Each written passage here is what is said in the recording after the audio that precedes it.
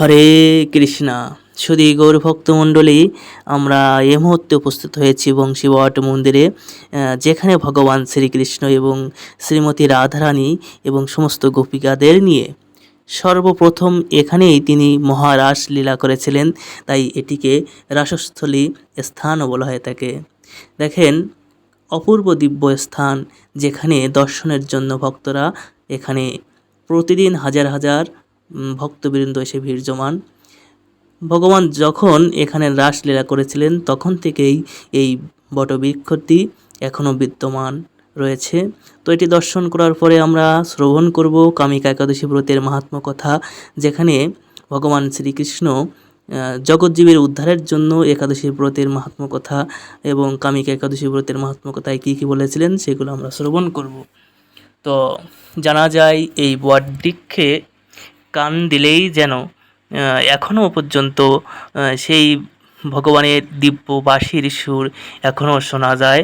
তো অনেকেই দেখেন এখানে কান পেতে শুনছেন ভগবানের সেই দিব্য বাঁশির সুর শোনা যায় কিনা। তো ভগবান তার অপূর্ব লীলা করেছেন এই সকল স্থানে, দেখলেই মনটা যেন ভরে যায়। হরে কৃষ্ণা। সুধী গৌর ভক্তমণ্ডলী, আশা করি আপনারা সুস্থ রয়েছেন, ভালো রয়েছেন। তো আবারও আমাদের মাঝে একটি একাদশী ব্রত এসে গিয়েছে, শ্রী কামিকা একাদশী ব্রত। তো এই ব্রতের মাহাত্ম্য কথায় ভগবান শ্রীকৃষ্ণ যুধিষ্ঠিরকে বলছেন, যারা শুদ্ধ চিত্তে ভক্তি সহকারে ব্রতের মাহাত্ম্য কথা শ্রবণ করেন তাদের সমস্ত পাপ দূরীভূত হয়ে যায় এবং ভগবত ধাম বা বৈকুণ্ঠ ধাম তারা প্রাপ্ত হন। তো সেই মাহাত্ম্য কথা আমরা শ্রবণ করব এবং জানব কবে এই কামিকা একাদশী ব্রত।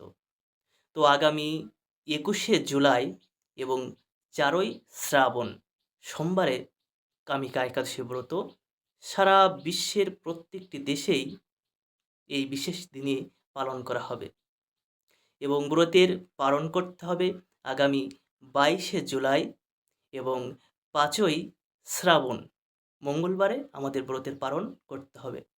তো বাংলাদেশ যে সময়ের মধ্যে ব্রতের পালন করতে হবে সকাল 6টা বেজে 41 মিনিটের মধ্যে এবং ভারতীয় সময় সকাল 6টা বেজে 11 মিনিটের মধ্যে ব্রতের পালন করতে হবে।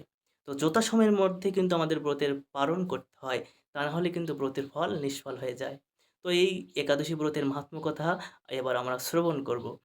তুলসী দেবীর সেবা করলে কি কি ভক্তি লাভ হয় সে সকল কথা আমরা শ্রবণ করব। জল প্রদান করলে কি ভক্তি লাভ হয় এবং তাকে স্পর্শ করলে দর্শন করলে কি লাভ হয়, পূজা করলে কি ফল লাভ হয়, সে সকল কথা আমরা শ্রবণ করব। তো এখানে ভগবান শ্রীকৃষ্ণ যুধিষ্ঠির মহাশয়কে এই ব্রতের মাহাত্ম্য কথা শ্রবণ করিয়ে বলেছিলেন। তো এখানে বলছেন, শ্রাবণ কৃষ্ণ পক্ষিয়া কামিকা একাদশীর কথা ব্রহ্মবৈবর্ত পুরাণে উল্লেখ করা হয়েছে, যেখানে যুধিষ্ঠির শ্রীকৃষ্ণ সংবাদে বর্ণিত রয়েছে। যুধিষ্ঠির মহারাজ শ্রীকৃষ্ণকে বলছেন, হে গোবিন্দ, হে বাসুদেব, শ্রাবণ মাসের কৃষ্ণ পক্ষের একাদশীর নাম এবং মাহাত্ম্য কথা সবিস্তারে আমার কাছে বর্ণনা করুন, তা শুনতে আমি অত্যন্ত কৌতূহলী। প্রত্যুত্তরে ভক্তবৎসল ভগবান শ্রীকৃষ্ণ বললেন, হে রাজন, পূর্বে দেবর্ষি নারদ প্রজাপতি ব্রহ্মাকে এই প্রশ্ন করলে তিনি যে উত্তর প্রদান করেছিলেন আমি এখন সেই কথাই বলছি। আপনি মনোযোগ সহকারে তা শ্রবণ করুন।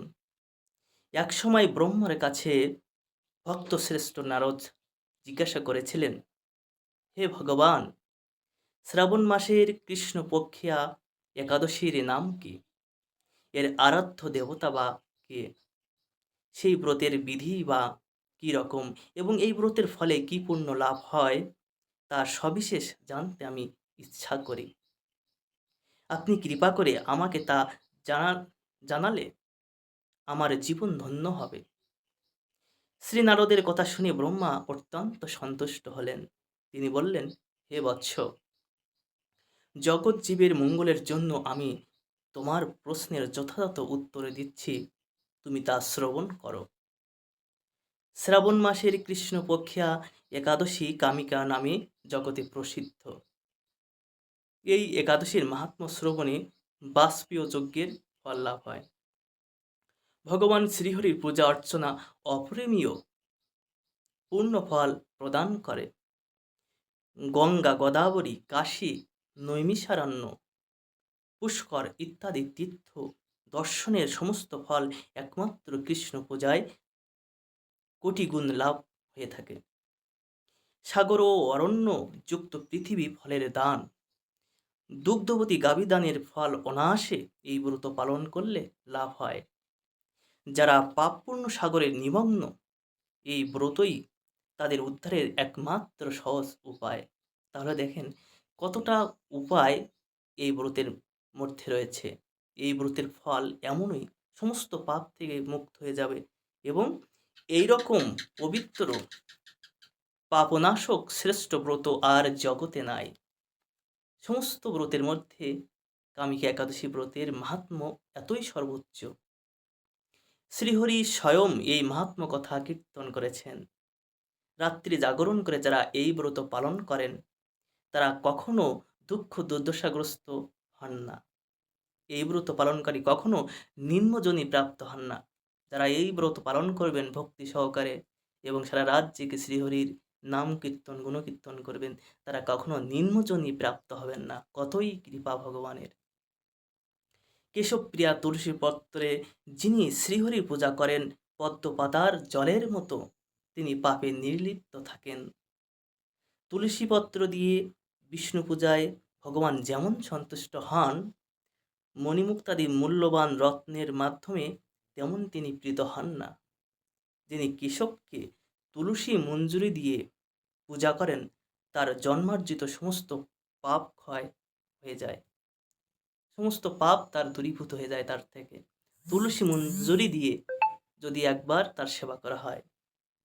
এ প্রসঙ্গে ব্রহ্মা বললেন, হে নারদ, যিনি তুলসী পত্রকে প্রত্যহ দর্শন করেন তার সকল পাপরাশি বিদূরিত হয়ে যায়। যিনি তাকে স্পর্শ করেন তার পাপ মলিন দেহ পবিত্র হয়। তাকে প্রণাম করলে সমস্ত রোগ দূরীভূত হয়ে যায়। তাকে জল সিঞ্চন করলে যমও তার কাছে আসতে ভয় পায়। শ্রীহরি চরণে তুলসী অর্পিত হলে ভগবত ভক্তি লাভ হয়। তাই হে কৃষ্ণ ভক্তি প্রদায়িনী, তোমার প্রণাম করি। যে ব্যক্তি হরিবাসরে ভগবানের সামনে দীপ দান করেন চিত্রগুপ্ত তার পুণ্যের সংখ্যা হিসাব করতে পারেন না। তার পিতৃপুরুষেরাও পরম তৃপ্তি লাভ করেন। শ্রীকৃষ্ণ বললেন, হে রাজন, আমি আপনার কাছে সর্বপাপ হারিনি কামিকা একাদশী ব্রতের মাহাত্ম্য কথা বর্ণনা করলাম। অতএব যিনি ব্রহ্মহত্যা, ভ্রূণহত্যা, পাপ বিনাশিনী মহাপুণ্য ফলদায়ী এই ব্রত পালন করবেন ও এই ব্রতের মাহাত্ম্য কথা শ্রদ্ধা সহকারে যারা শ্রবণ করবেন এবং পাঠ করবেন, তিনি সর্বপাপ থেকে মুক্ত হয়ে বিষ্ণুলোক গমন করবেন। এই ব্রতের মধ্যে এর পূর্ণতা পরতে পরতে এতটাই সুবিস্তারভাবে বর্ণিত হয়েছে, যারা শ্রবণ করেছেন তারা তো সমস্ত পাপ থেকে মুক্ত হয়ে যাবেন এবং ভগবত ধাম প্রাপ্ত হবেন। এটি স্বয়ং ভগবান শ্রীকৃষ্ণ বলেছেন, মন গড়া কথা নয়। তো সকলেই এই কামিকা একাদশী ব্রত পালন করবেন এবং অন্যদেরকে ব্রতের মাহাত্ম্য কথা শ্রবণ করায় শোনাবেন, ব্রত থাকার উৎসাহ দিবেন। সকলের চরণে দণ্ডবাদ প্রণতি নিবেদন করে এখানে শেষ করছি। জয় রাধে।